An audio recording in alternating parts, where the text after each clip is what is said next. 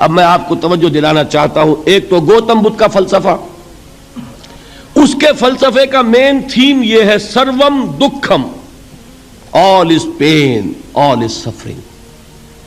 اور اس نے جو بھی اپنی محنت کی یہ تو اللہ ہی بہتر جانتا ہے کہ اسے بعد میں ملا کیا اور کیا نہیں ملا. ایک بات آپ سے عرض کر دوں، گوتم بدھ کے بارے میں ایک بہت جید عالم میرے نزدیک بر صغیر پاک و ہند کے علماء میں جو اس صدی کے علماء ہیں ان میں ان کا بہت اونچا مقام ہے، مولانا مناظر احسن گیلانی رحمۃ اللہ علیہ.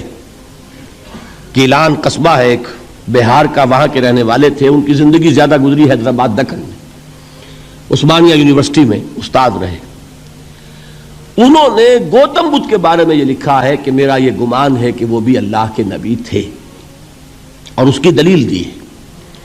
قرآن مجید میں ایک رسول کا ذکر آتا ہے ذوالکفل، اور یہ ذوالکفل وہ ہے جس کے بارے میں ہمیں کچھ پتہ نہیں. قرآن مجید میں بھی ایک جگہ ذکر آیا ہے.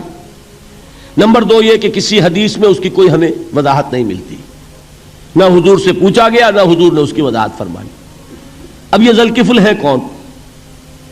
تورات میں جو نبیوں کے نام آتے ہیں ان میں سے کسی نبی کا نام ذوالکفل کے آس پاس نہیں بنتا کہ یہ سمجھا جائے کہ یہ اس نام کی بگڑی ہوئی یا بدلی ہوئی شکل بن گئی ہے. تو انہوں نے جو کہا ہے وہ بات وزنی معلوم ہوتی ہے اس اعتبار سے کہ کپل وستو، کپل پے جو ہے وہ عربی میں ہے نہیں، وہ فے بنتی ہے. تو ذوالکفل کے معنی کفل والا، اور یہ کفل جو ہے کپل، کپل والا، جس کو ہم کہتے ہیں کپل وستو کا شہزادہ. تو انہوں نے یہ کہا ہے کہ گوتم بدھ کے بارے میں یہ خیال، یہ میں عرض کر دوں کہ اس کو ہم یقین سے نہیں کہہ سکتے، یہ ان کا گمان ہے، خیال ہے، واللہ عالم کہیں گے ہم، لیکن امکان ضرور موجود ہے. قرآن کہتا ہے وَلِكُلِّ قَوْمٍ ہاد، ہم نے ہر قوم میں ہادی بھیجے. وَإِن مِّن قَرْيَةٍ إِلَّا خَلَا فِيهَا نَذِيرٌ، کوئی بستی ایسی نہیں دنیا میں جس میں کوئی نہ کوئی خبردار کرنے والا نہ آیا ہو. تو یہ ممکن نہیں ہے کہ وہاں نبی نہ آئے ہوں، لیکن ان کی تعلیمات اتنی بدل گئی ہیں کہ ہم ان کو پہچان نہیں سکتے.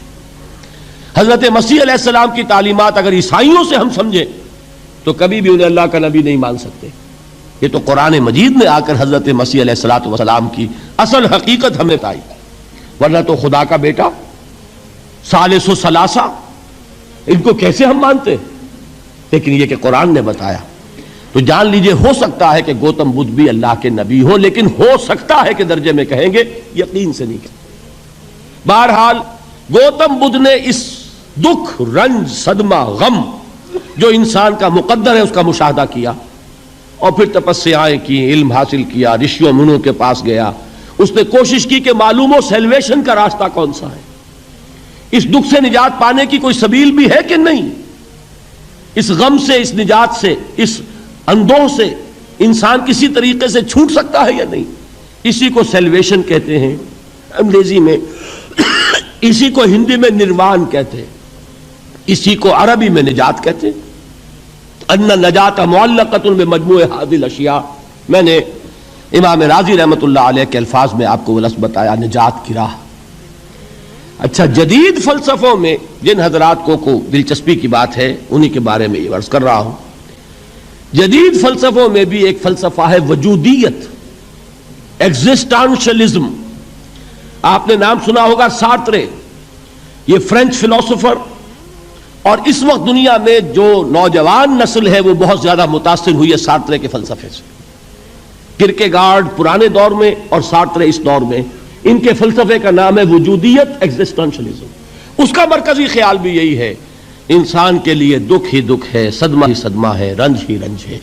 صرف یہ ہے کہ کچھ حساس لوگ ہوتے ہیں وہ صدمے کو زیادہ محسوس کرتے ہیں، کچھ ذرا ان کی حس جو ہے وہ کچھ ڈل ہو جاتی ہے، کند ہو جاتی ہے. وہ جو غالب کا شعر میں نے آپ کو سنایا کہ مشکلیں اتنی پڑی مجھ پر کہ آساں ہو گئی، ورنہ یہ ہے کہ انسان سوچے تو دکھ ہے.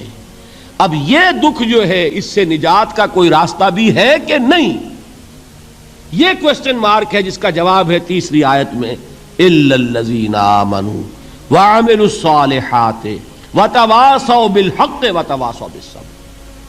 جو ایک نا امیدی کی کیفیت طاری ہوتی ہے، والعصر ان الانسان لفی خسر، زمانے کی قسم ہے تمام انسان برباد ہونے والے ہیں، تباہی میں ہیں، گھاٹے میں ہیں، ٹوٹے میں ہیں.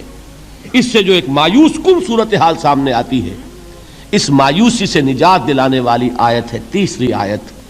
ایک راستہ ہے، یہ امید کی کرن ہے، تباہی سے بچ سکتے ہو، ابدی بربادی وہ بربادی۔ یہاں تو یہ ہے کہ ہم نے مشقتیں اٹھا لیں، فاقے جھیل لیے، تکلیفیں برداشت کر لیں، صدمے برداشت کر لیے، لیکن موت آئی، اس کا خاتمہ ہو گیا۔ لیکن اس کے بعد اگر خدا نہ خواستہ جہنم میں جھونک دیے گئے، وہ ابد الآباد تک کی، وہ ہمیشہ ہمیشہ کی جلن۔ قرآن کہتا ہے کہ اگر ایک کھال جل جائے گی، جھلس جائے گی، اللہ اور کھال دے دے گا۔